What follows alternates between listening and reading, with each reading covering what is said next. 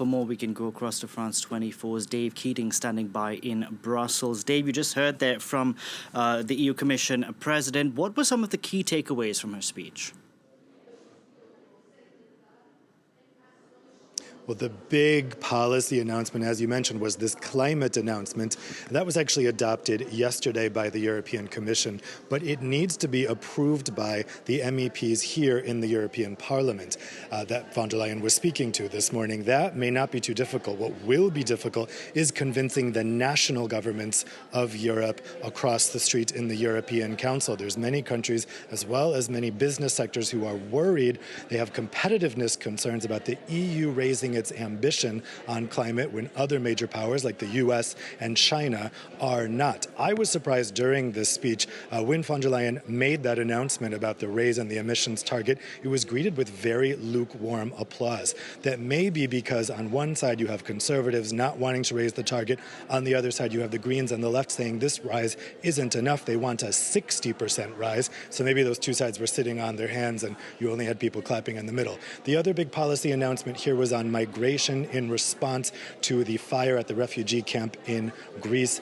recently. Next week, the European Commission is going to propose a migration pact, which it hopes can finally get all EU countries to shoulder the burden on tackling this migration challenge. But of course, the big emphasis of this speech was on coronavirus. As you heard in that clip there, von der Leyen wanted to counter the narrative that the EU was disunified in its reaction to the crisis. She pointed out the many ways in which the EU coordinated its response, even though health is not an EU competence. Now, she also said that EU governments should be courageous when it comes to international diplomacy. What does she mean here? Well, she was specifically referring to the fact that any foreign policy issue needs a unanimous approval by all 27 EU countries, and that historically has blocked the EU from taking bold stances in foreign policy. She said, the EU wants to be more forthright with China when it comes to standing up for human rights, but the current rules just don't allow it because the Council always forces foreign policy decisions that are the lowest common denominator. Any one country can lower a foreign policy stance to whatever it wants. So she proposed that they end this unanimity requirement for foreign policy issues in the Council. Now, national governments in the EU have always resisted that, and they will for sure keep doing so. But that line got huge applause here from the European Parliament.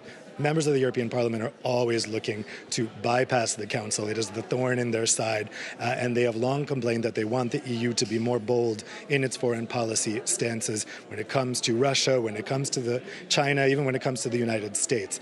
So as long as it would take the Council to kind of evaporate its own power to approve that, we probably wouldn't see any move in that direction until we had a move for treaty change, and that's, of course, the thing nobody here wants to talk about. But it is a seed of an idea for the future, especially for people who are frustrated that the EU has not been able to take a bolder stance on these issues like Belarus, like Turkey, like China.